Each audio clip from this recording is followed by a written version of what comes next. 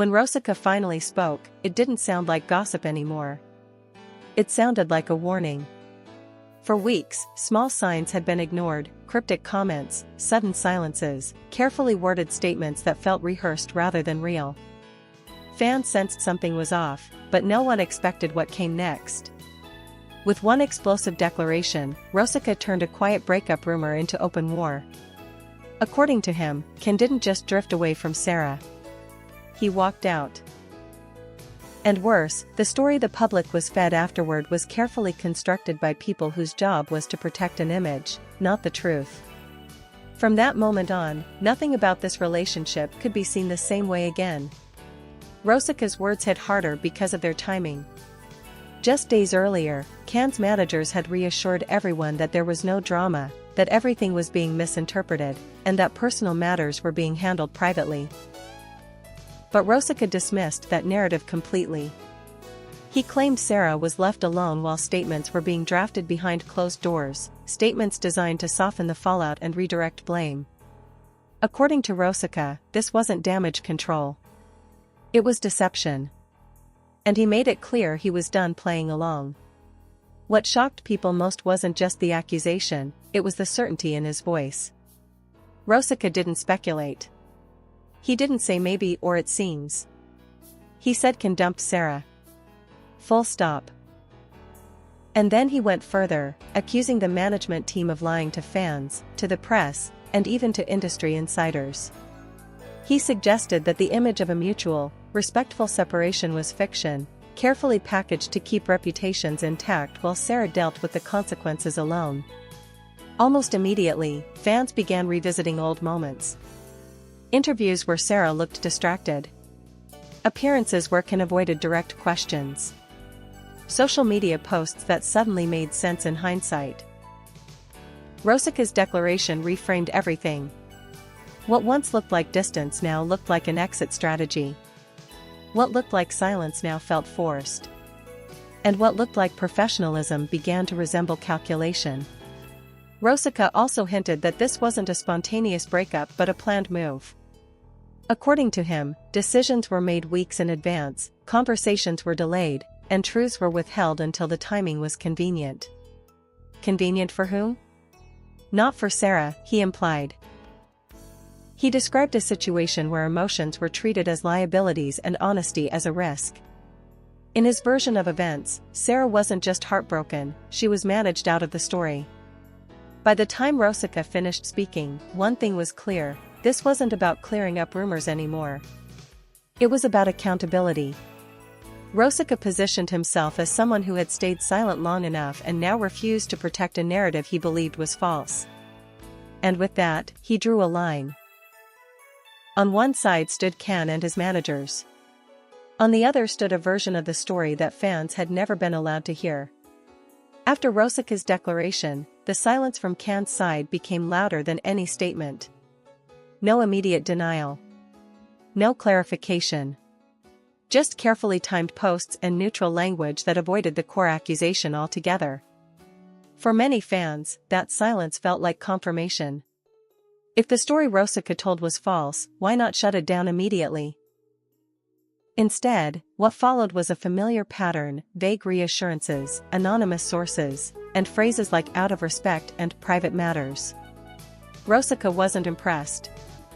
In fact, he called that silence strategic. According to him, every hour without a response was calculated, allowing emotions to cool while the original accusation slowly blurred in the public mind. Behind the scenes, Rosica claimed, pressure was mounting. Not on Ken, but on those around Sara. Friends were advised to stay quiet. Conversations were suddenly off-limits. Even casual interactions became risky because the official version needed to remain intact. Rosica suggested that this wasn't about protecting anyone's privacy, it was about controlling the narrative before it slipped away. And in that control, Sara's voice disappeared completely. What made the situation more unsettling was how quickly the tone shifted in certain media outlets. Stories began appearing that framed the breakup as mutual growth and natural distance. According to Rosica, those phrases didn't come from the people living the story. They came from meetings. He implied that managers were actively feeding a softened version of events to journalists, ensuring that no one asked the uncomfortable questions. Why did the breakup happen so suddenly? Why was Sara visibly absent while Can appeared calm and composed? And most importantly, why did the story feel so one-sided? Rosica also revealed that Sara hadn't been prepared for the public version of events. While she was still processing the end of the relationship privately, headlines were already shaping how the world would remember it. He described it as a double betrayal, first the relationship ending without real closure, then the truth being replaced by something easier to sell. In his words, Sara didn't lose just a partner. She lost control of her own story. Fans began reacting in real time. Comment sections filled with anger, confusion, and divided loyalties. Some defended Can, insisting that silence meant dignity. Others sided with Rosica, arguing that silence only protects power. Sara's older posts gained new meaning, her words reread through the lens of abandonment rather than choice. And with every passing hour, the gap between the official narrative and Rosica's version grew wider.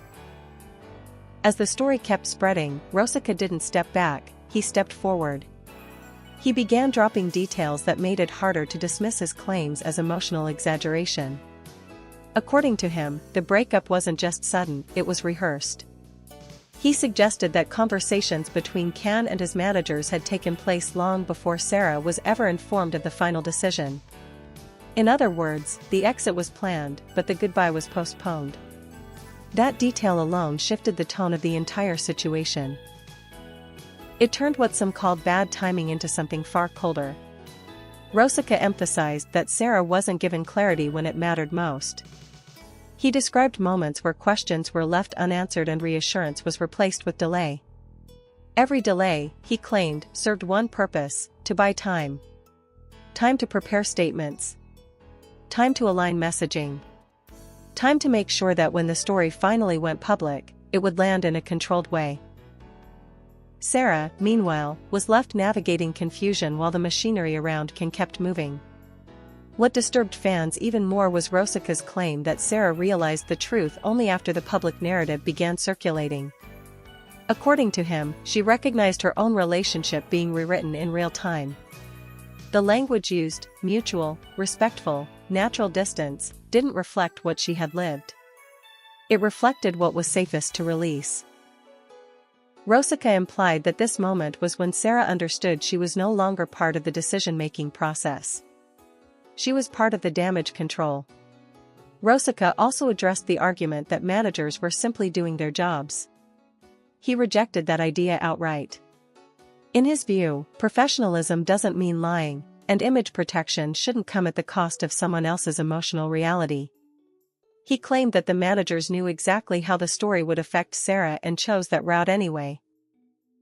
Not because it was fair, but because it was effective. And effectiveness, he suggested, mattered more than honesty. The reaction online intensified. Hashtags began trending. Fan accounts split into opposing camps. Some demanded proof from Rosica, while others argued that his willingness to risk backlash gave his words weight. Why would someone start a war like this without being prepared for consequences? That question lingered, adding credibility to his stance. Rosica wasn't acting like someone chasing attention. He was acting like someone who had reached a breaking point. By now, the focus had shifted. This was no longer just about Can leaving Sara. It was about power, control, and who gets to decide the official truth. Rosica framed the situation as a familiar industry pattern: when emotions complicate an image, the image wins. And according to him, Sara paid that price quietly, while others spoke for her. What made Rosica's accusations even more explosive was his insistence that this story didn't end with the breakup itself. According to him, the real damage happened afterward, in the days when silence was enforced and appearances were managed. He claimed Sara was encouraged to stay invisible, not because she wanted space, but because visibility would complicate the narrative. Any spontaneous reaction, any unfiltered emotion, could disrupt the carefully shaped version of events. And disruption, Rosica suggested, was the one thing Can's team could not afford. Rosica described a clear imbalance in how both sides were treated publicly. While King continued to appear composed and unaffected, Sara's absence began to work against her. The longer she stayed silent, the easier it became for others to speak on her behalf. Rosica argued that this silence was later reframed as agreement, as if not correcting the story meant accepting it. In his words, silence was weaponized. It became proof of a lie that had never been approved by the person most affected. He also addressed the idea that fans were reading too much into things. Rosica rejected that narrative completely. He claimed fans noticed details precisely because something fundamental had changed. Body language, timing, tone, these weren't coincidences. They were signals. And once the signals were noticed, the attempt to downplay them only made people more suspicious. Rosica suggested that underestimating the audience was another major mistake made by the management team. According to Rosica, there was a moment when the situation could have been handled differently. A moment when honesty, even if uncomfortable, might have prevented the backlash. But that moment passed. Instead, the decision was made to protect the stronger position and let the weaker side absorb the emotional cost. Rosica implied that this choice revealed more about the industry than about the individuals involved.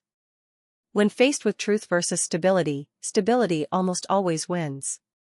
As the days went on, the pressure shifted. Media outlets began asking harder questions. Fans demanded explanations rather than reassurances. And yet, the official responses remained unchanged, polite, distant, and carefully empty. Rosica pointed out that not a single statement directly addressed his core claim. No one denied that Ken left Sara. No one explained why the story had been softened.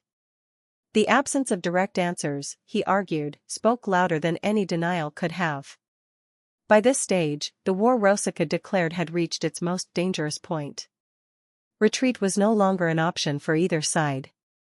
If Rosica was lying, he would be exposed. If he was telling the truth, the credibility of everyone who stayed silent would collapse. And hanging in the middle of that standoff was Sara.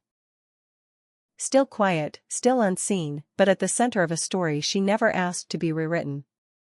By the time Rosica finished speaking, the narrative was already broken beyond repair. Even those who tried to stay neutral felt the shift. This was no longer a matter of opinion or interpretation. It had become a question of credibility. Rosica made it clear that he knew the risks of what he was doing. Burning bridges in an industry built on silence is never accidental. And yet, he chose to speak anyway. That choice alone gave weight to everything he said. People don't declare war unless they believe the truth will survive the fallout. Rosica closed his statements with a reminder that hurt the most: images can be repaired, but trust cannot. According to him, Ken didn't just leave Sara, he left a vacuum that others rushed to fill with convenient versions of the truth. Managers spoke. Sources whispered. Headlines softened reality. And in all of that noise, the one person who lived the story was pushed aside. Sara became a name in a press release rather than a voice in her own life. What lingered after the dust settled was an uncomfortable realization. If Rosica was right, then fans had unknowingly participated in a carefully staged illusion. They had been reassured, redirected, and distracted while something far more personal was being erased. And if Rosica was wrong, then the silence from the other side was still impossible to justify. Either way, the damage was done. Once doubt enters a story, it never fully leaves. The industry response remained cautious to the end.